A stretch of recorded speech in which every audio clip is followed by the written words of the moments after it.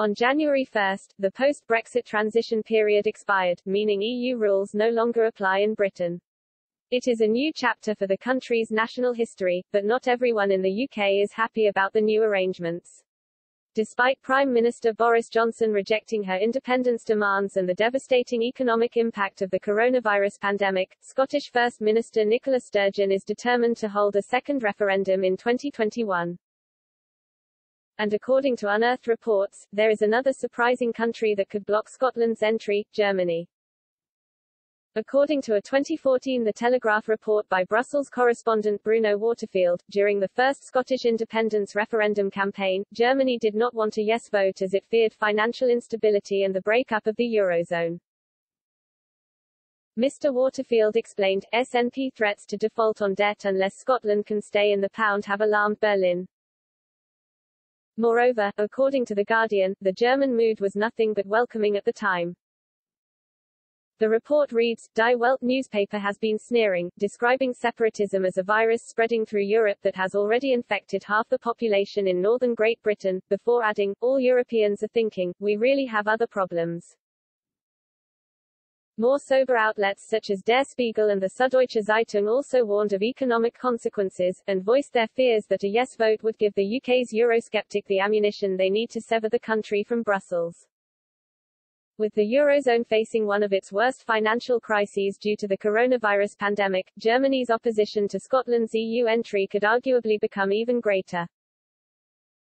Since 2014, Eurocrats have given different views on whether Scotland could join the bloc, though.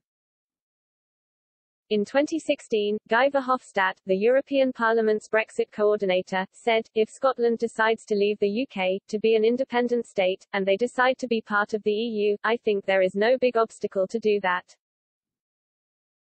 He added it would be suicide for the EU to refuse entry to people who are sympathetic to the EU's aims. Moreover, after the Brexit referendum, Mr. Verhofstadt wrote on Twitter, it's wrong that Scotland might be taken out of the EU, when it voted to stay. Happy to discuss with Nicola Sturgeon. In an exclusive interview with Express.co.uk, Italian MEP Marco Campomenossi claimed the chances of an independent Scotland joining the EU are very low. However, he revealed how, in order to disrupt internal politics in the UK, Brussels did court Ms. Sturgeon at the beginning of the Brexit talks. He said, with Scottish independence, Brussels has shown the greatest possible hypocrisy. During the withdrawal agreement talks, the former president of the European Commission Jean-Claude Juncker was courting the Scottish nationalists, making them believe they were welcome in the EU.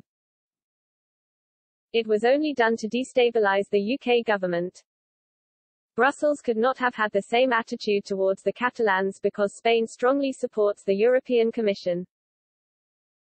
The hypocrisy would have been so evident that Brussels had to stop engaging with Sturgeon. Mr. Campomenossi added, anyway, there is no way Spain is going to allow the Scots in if they do go independent. French MEP Philippe Olivier backed Mr. Campomenossis' claims. He added in another interview with Express.co.uk, I very much admire the British people for defending their national interests with such courage. When Brexit was voted in the UK, our position has always been to respect the will of the British people. We were appalled by the attitude of the EU who wanted to punish Britain for leaving.